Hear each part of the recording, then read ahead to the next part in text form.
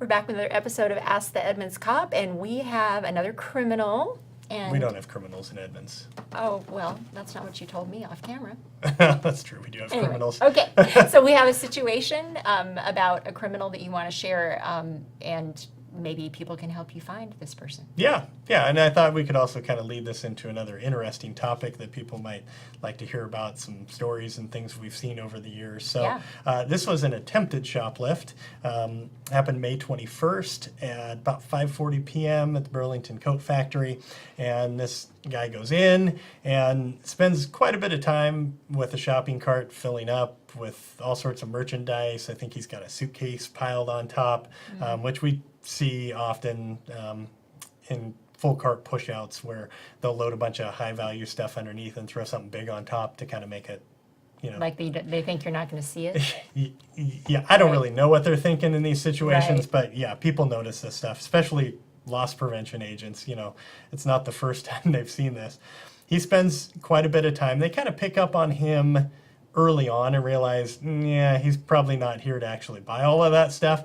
And they start engaging him in conversation. They're really keeping an eye on him. And he realizes that, okay, I'm probably not just going to be able to waltz right out the front door.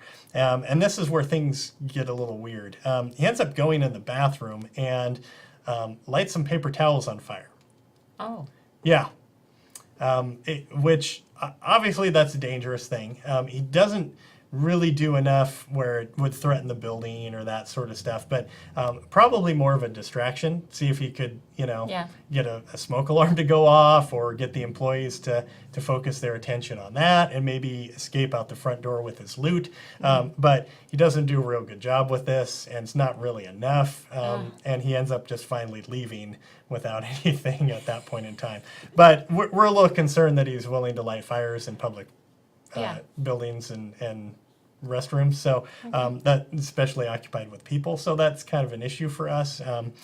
We'd like to find him. If anybody recognizes him, has seen him on the highway or knows who he is, we got a picture of him, so a couple still photos here. In white male, in his anywhere mid-20s probably, maybe 30, about 6 feet, 180 pounds, brown hair, and you see in the picture he's got a black baseball cap and white tennis shoes, and it looks like blue laces maybe in the Okay. tennis shoes. So that's who we're looking for. And if anybody knows him, they can submit tips online. I know you can put our website up there. Yep. That would be great. But I thought it was kind of an interesting lead-in because we've seen, and over the years, criminals try and distract us to get away, to escape or whatever the case may be. I've seen this a lot on canine tracks, especially when started seeing more cell phones and everybody started having them in their pocket. Oh, yeah. Before cell phones, canine was a lot easier because if they were out on foot hiding in the bushes, they were out on foot with no escape plan, and they were just going to hide in the bushes and hope that you pass by.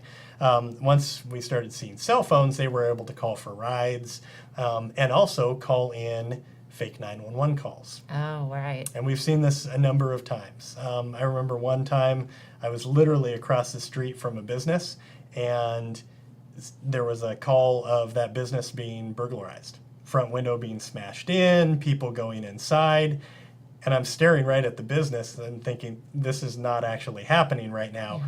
So immediately our focus is what's going on elsewhere in the city. Yeah.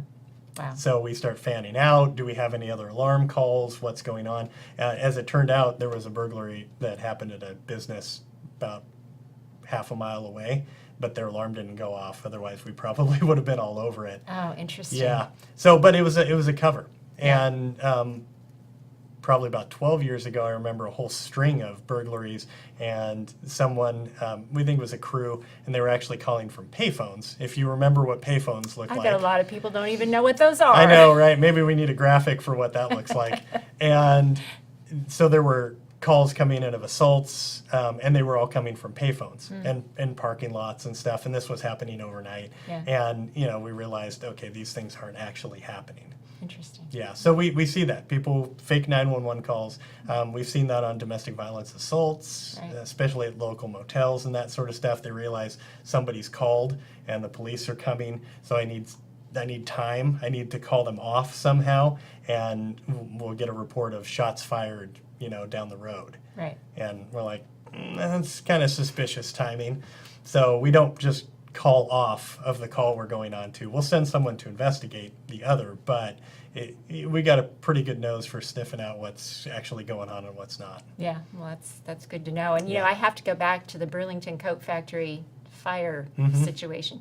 Was there actually enough smoke or flames that the fire department was called to that particular incident? It doesn't sound like it. Yeah. They basically were able to go in Okay. and snuff it out, put it in. I told you, didn't do a real good job. Right, yeah. This wasn't high-level arson by any stretch of the means. It didn't work for him, but yeah, Okay. we'd still like to find out. Maybe he has a few singed hairs on his face. Yeah, Who knows? maybe he does. Oh, I don't think he did that much damage. Okay, all right. And my favorite is when we have these and they call 911, and then we show up, and then we ask our dispatch to call the phone number back that the call came from, Right. and then the phone rings right in front of them. Oh, my gosh. Yeah, that's always a good moment. Yeah, so. that's great. Okay, well, that's good information. And if you do have any information on this guy who went into Burlington Coat Factory and didn't do a very good job of shoplifting or arson, be sure to contact police, and we will be back in soon with their episode of Ask the Edmonds Cop.